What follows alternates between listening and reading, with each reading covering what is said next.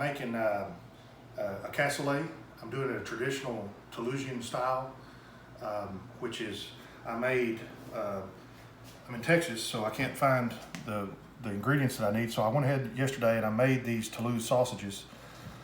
It's just a fresh pork sausage. It has white wine, thyme, parsley, all fresh out of the garden, and salt and pepper and fresh grated nutmeg. And I grilled them off, just proofed them off. They're fully cooked. I also have some pork belly here, and we're gonna use some thyme, parsley, and we're also gonna kind of the star of the show is this pheasant confit that I made. It has rosemary in it. It has orange rind, or orange zest, lemon zest, and this is duck fat that's rendered. Trick to this, it's been curing for 3 days. But when you go to cook it off in the oven, you want to cook it slow, about 200 degrees for 2 or 3 hours. But pour a little bit of water in the fat when you put it in the oven, because the water will go to the bottom, the fat will come to the top, and it'll keep the pheasant from sticking on the bottom, because it'll be sitting in water on the very bottom. And these are just just white navy beans, and they were cooked in pheasant stock that I've made from the rest of the carcasses of these pheasants.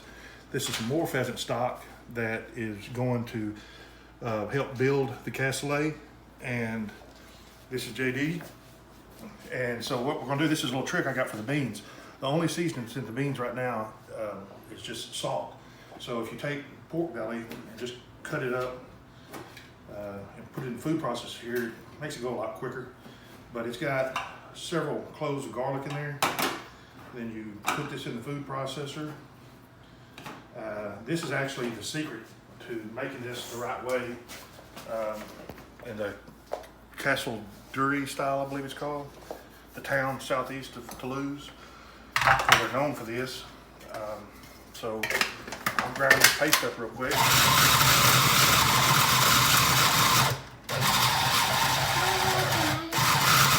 process is just about I've had this thing for 15 years.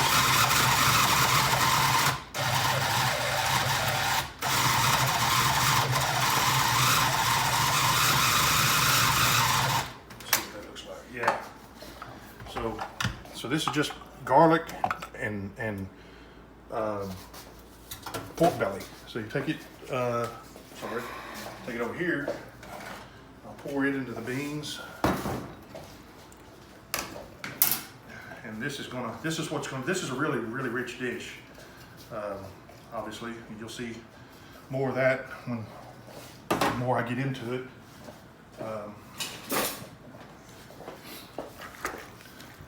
That's what's going to flavor these beans, that pork fat and the ground up garlic. And there's a couple little tricks here that you have to do if you want to. This is the difference between making cassoulet and making pork and beans. And of course, I don't have a cassoulet, which is what cassoulets are traditionally prepared in, but you have to take pork fat. And if you want to come around here, you can be able to see it better. This is pork fat that I trimmed off of pork butts, and I use it to make sausage with. If you line your vessel with it, it'll add a ton of flavor. It's going to put fat into it, but like I said, this is enough to feed 10 people. So you get in there about like that. There's no exact way to do it. There's no reason to take the leaves off of it. Just throw the whole thing in there like that. And then the way you do it is you take a layer of beans, put it in there, and then you take some of your Toulouse sausages, you arrange them in there about like that. Then you take some crispy pork belly, put a few of those in there.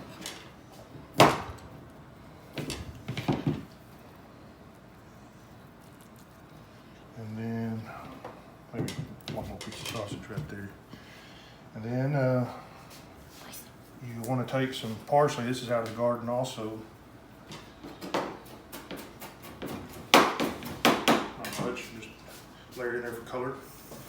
And then you keep building. Another layer of beans. that. You can spread around evenly. And more sausage.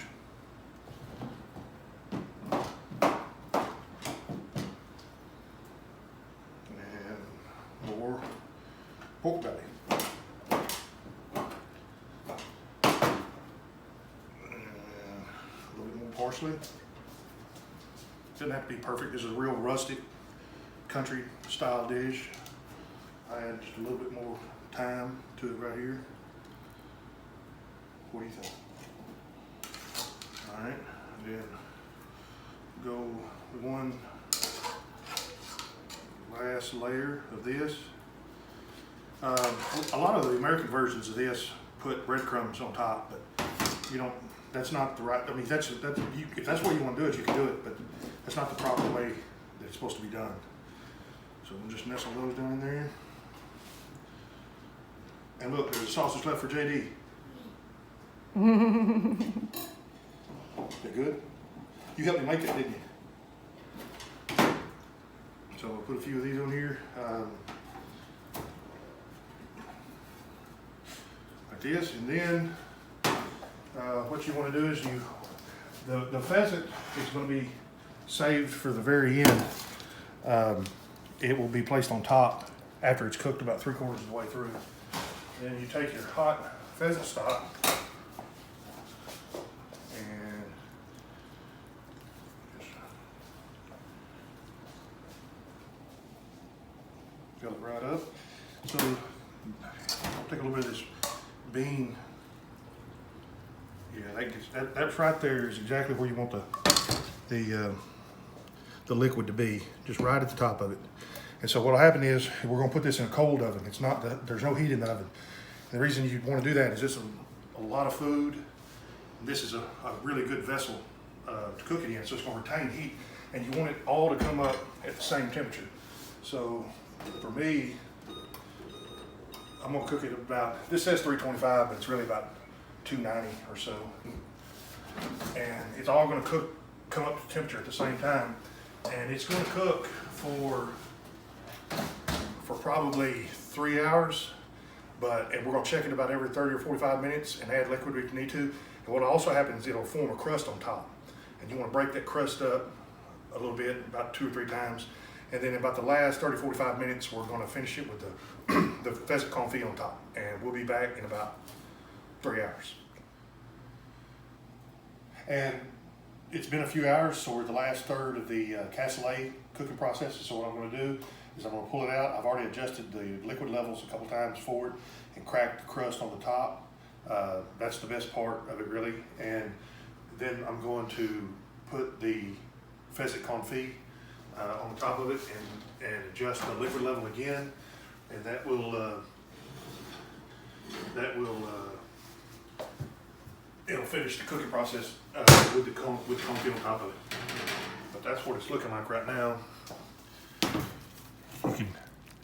You can hear that, maybe. I don't know if you can or not, but it's developing a crust on top of it. So what I do now is I'm going to rinse the pheasant confit off. It has rosemary, parsley, zest, things like that. This is bone in. It's better like that. And just cold water. Rinse all that off real well. And this is actually preserved meat now because it's been confit in this duck fat, and it'll last for months under refrigeration, as long as it's submerged. But when you do this, don't throw away your duck fat. This is delicious, and you can roast potatoes in it. That's what it's especially good at. And then, so I'll take the pheasant. I'm gonna cut it up into some portion size pieces, but I also want to talk about the sausage again. It's stuffed in a natural hog casing, 28 millimeters, a little smaller than say a bratwurst size, which is 32 millimeter. It is wild pork that my buddy Steve Hughes, who also gave me the pheasant. It's wild. He also gave me the wild pork. It's wild pork. It's a little bit of domestic pork. It's pork belly, and per pound of sausage, it's 5 grams of salt, coarse ground kosher salt. It's 5 grounds of black pepper. I made the black pepper, I smoke it in pecan, then grind it. And it's 8 grams per pound of fresh garlic. And it's hard to measure, but it's just some freshly grated nutmeg. And then thyme and parsley from the garden. I don't measure that, I just mix it until it looks good. My sausage machine here, that's my stuffer. You can make it and freeze it, portion it out, vacuum pack it and freeze it. It's all ground on a coarse plate. The sausage it's important to have the coarse plate on it so that it won't have like a bologna type texture to it. It actually has some chunkiness to it. So I'll just portion this out, put it on top here, and this here.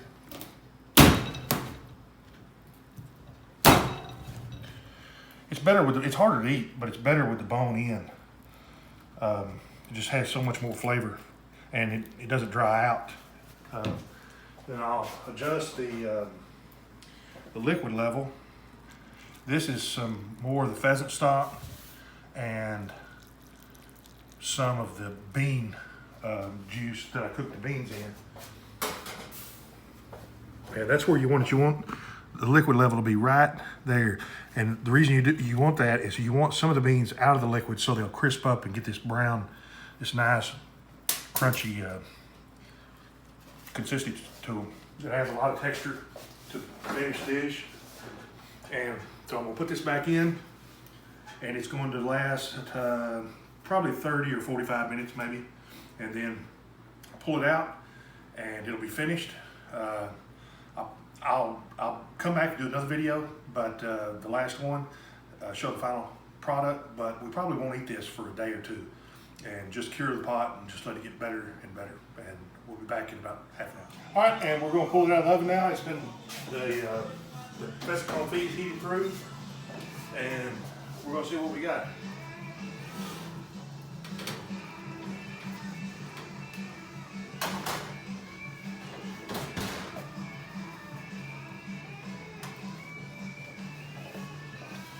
Look at that.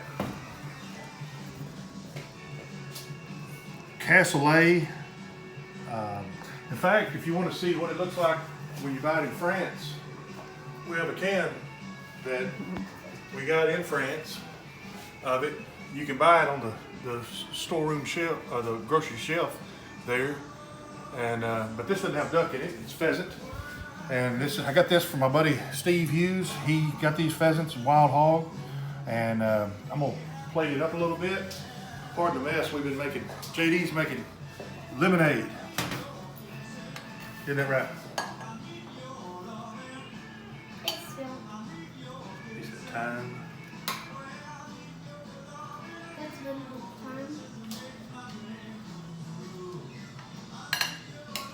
Piece of pheasant.